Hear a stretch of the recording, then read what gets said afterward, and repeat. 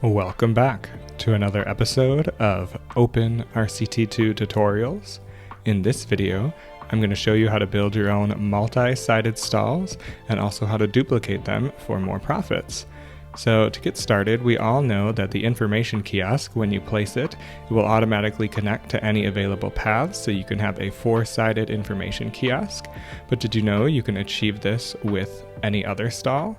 So let's try this with the balloon stall, for example. So if I want to place a balloon stall, it's only going to connect to one path, like so. But if we open up the tile inspector, we can actually select the paths adjacent that we want to connect. So like here, we can select the footpath, and then you can see here at the bottom, it connects to the different edges. So you can disconnect it and see how the path changes. So we want this one. If we click it on, it will show it connected to the stall. So let's do that for the other footpaths as well. You can see it kind of forms an X with the isometric view. So here's another one. You can see that X shape. So that kind of indicates which one you need to turn on. And now, if I open the stall, we can see that the guests are able to purchase balloons from any side they want. As they approach it, they'll just walk into it and decide if they want a balloon. So really nice feature, very simple to use. And you can do this for any stall you want. So for example, if you want to build a cotton candy stall on the corner here and you want people to access it from both sides, you can rotate it away. So here you can see it's not even facing the path, but let's open the tile inspector up and select the footpath, and we will add our connection right here. And let's do one right here as well. And then all we have to do is open it up.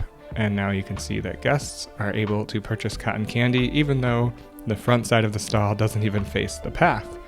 However, I wouldn't recommend doing this because eventually you will get an error message that guests can't reach the entrance because the front side isn't facing a path. You can even make a double-sided food court if you wanted. Just another example of the possibilities here. So 3 stalls that are accessible on both sides. So just tons of possibilities, a very useful feature.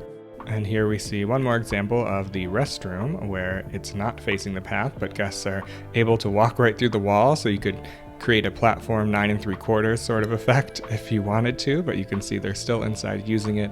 But again, you will get an error message eventually because there is no path on the other side. So you just want to make sure that you connect even a dummy path so you don't get that error message. Now let's move on to duplicating stalls. Here we can see a normal balloon stand, and if you look here you can see the income is around $300 per hour. The running cost is about $50 per hour. So you take the income minus the running cost and you get the profit. So let's say that you have a lot of balloon stalls. Every single one is going to have that $50 running cost. You can see that for all of the stalls here on the running cost list, and they're all about $50 per hour. Well, I like to place balloon stalls at the exit to all of my popular rides, so that running cost adds up. So to increase the profits, we can actually just copy and paste the stalls and avoid having to pay that running cost every time. So here I've placed a balloon stall at the exit of the coaster, so happy guests will likely buy balloons. But if I want to do this for all of my rides, I will open the tile inspector, and we will go here and select the land underneath, and here you can see the track, which is actually the stall. So once it's selected, we can hit the copy button right here. So you hit copy, and then we can move over to the other exit for the other coaster right here, and I can hit paste, but it's going to paste it at whatever base height the original was at. So I have to raise it up here and rotate it appropriately. So now you can see it's facing the path. So we can either connect it using the tile inspector, selecting the footpath and connecting it here, or if you just want to make sure it's at the right height, you can just use the path option and click there and it should automatically connect.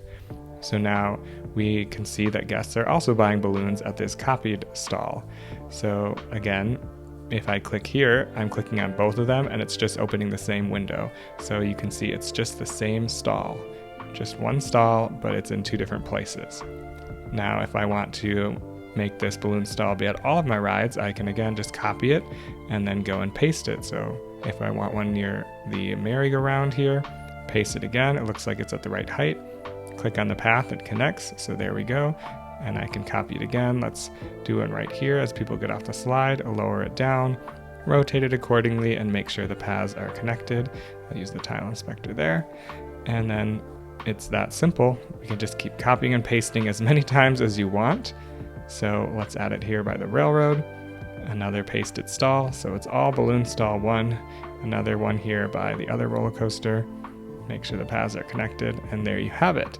So you can see guests are buying their balloons, and you can see the running cost is still $50. We have already 600 people per hour, so definitely a big increase in how many balloons are being bought just from this one stall that's all over the park.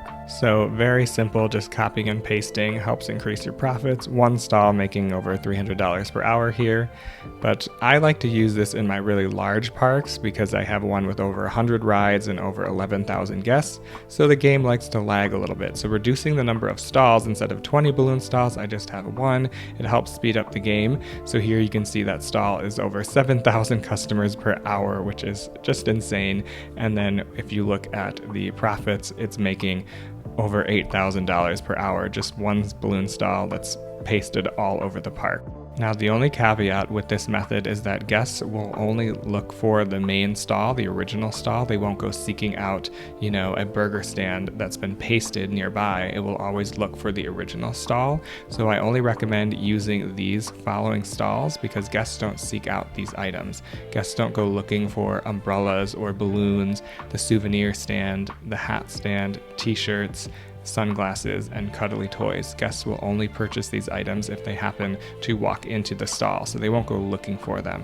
So it's just best to only use these stalls. I mean, you can copy and paste the food stalls, but when hungry or thirsty guests are seeking out the stall, they will only head towards the original stalls and not the duplicates, even if the duplicates are much closer. Now, I hope this all made sense regarding duplicating stalls and also creating multi-sided stalls. If you have any questions, please let me know in the comments, and if you enjoy the video, please give it a like and consider becoming a YouTube or Patreon member, where you will receive early access to all my videos and other benefits.